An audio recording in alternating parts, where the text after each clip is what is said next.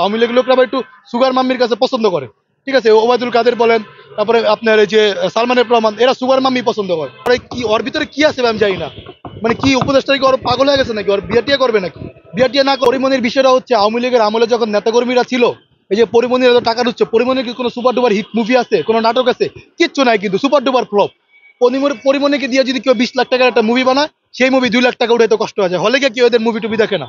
Social media এরা হচ্ছে ওই যে, যেমন আমি আপনাকে বলি, পর্নোগ্রাফির ভিডিও কি কেউ সোশ্যাল হলে গিয়ে দেখবে? দেখবে না। এরা কই দেখবে? মোবাইলে ফ্রিতে সার্চ করে দেখবে। তো পরিমণি হচ্ছে এরকম একটা পণ্য, শাওন মেন অফ শাওন। এরা আওয়ামী লীগের নেতাকর্মীদের খাটটাট গরম টরম করতো। ঠিক আছে, এর বিনিময়ে 50,000 1 লাখ টাকা এদেরকে দিত, এরা এইভাবেই চলতো।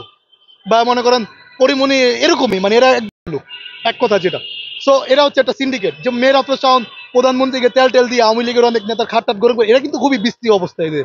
ঠিক আছে, এদের কিন্তু কিচ্ছু নাই ভাই, এরা একদম বিশ্রী অবস্থা। এরপরও কেন আওয়ামী লীগের লোকরাও বিশ্রী, এরা কেন ওই জায়গায় গিয়ে মুখ দেয় আমি জানি না। তো এই যে এই আওয়ামী লীগের লোকজন ওনাদের কাছে যাইতো, এই বুড়ি টুরির কাছে যাইতো, ওদের ভালো লাগতো। আওয়ামী লীগের লোকরা আবার একটু সুগার মাম্মির কাছে পছন্দ করে। ঠিক আছে, ওবায়দুল কাদের বলেন, তারপরে আপনার এই যে সালমান এফ রহমান, এরা সুগার মাম্মি পছন্দ করে। তো এদেরকে ধরে টরে নিয়ে আসতো পরিমণি, তারপর হচ্ছে মেয়ের আফরোজ শাওন জমি টমি লেখা দিত, তারপর রাজুকের কিছু জমি টমি এরা পাইছে। তো এই কারণে মূলত এরা আপনার এখন, মানে ওদের আম্মা তো চলে গেছে, এদের মা যদি এখন থাকতো, শেখ হাসিনা, সে যদি বাংলাদেশে এখন থাকতো, তাহলে তো তারা আরো কিছু প্রতি রাতে কিছু আপনার পাইতো আর কি, বোঝেন না? এখন তো তারা সেটা বন্ধ হয়ে গেছে, তাদের যে পতিতা বৃত্তি সেটা বন্ধ হয়ে গেছে। যেমন দেখবেন এক একটা প্রোডাকশন হাউস থেকে আগে 20-25টা নাটক রিলিজ করতো, এখন সে নাটকগুলো রিলিজ করে না। একটা নাটকে মিনিমাম বাজেট থাকে 5 থেকে 6 লক্ষ টাকা। আপনি অনেক শর্ট ফিল্ম করে, এই করে ওই করে, টোটাল সব মিলিয়ে বাজেট ধরে এত, কিন্তু দিন শেষে দেখবেন যে মাত্র টাকা আসে 10,000 টাকা ওঠে না ইউটিউব থেকে। এটা কারা করে? এটা আওয়ামী লীগের লোক যারা আগে করতো, এখনো তারা, এখন আওয়ামী লীগের লোকজন পালানো। যদি পরবর্তীতে কোনো সরকার ক্ষমতা আসে সেটা হিসাব ভিন্ন। বাট পরিমণির এখন কোনো খোঁজদার নাই, এদের ভিতরে এখন হাহাকার অবস্থা হয়ে গেছে। ঠিক আছে, এরা টাকা পয়সা পাচ্ছে না, এরা বাসা ভাড়া দিতে পারতেছে না। ঠিক আছে, আগের মতো সেই চলাফেরা করতে পারতেছে না। তো এই কারণে বইমেলার যেই, এই আপনার ডাস্টবিন শেখ হাসিনার, এটা বইমেলা না, প্রত্যেকটা জায়গা জায়গা দেওয়া উচিত একটা করে। মানুষের যে ঘৃণা, এটা জন্ম হওয়া উচিত যে না, এই ফেসিবাদ যেই পরিমাণ মানুষকে হত্যা করেছে, যেই পরিমাণ মানুষকে গুম খুন করেছে, এই ঘৃণাটা সাধারণ মানুষের উপরে থাকা উচিত।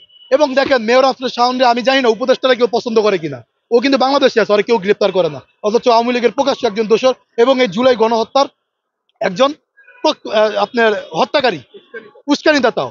উস্কানিদাতা হত্যাকারী একই, মানে আমি আপনাকে টাকা দিলাম বা উস্কা দিলাম, আপনি হলো গুলি করলেন, তো আপনি যেমন অপরাধী, আমিও সেম অপরাধী।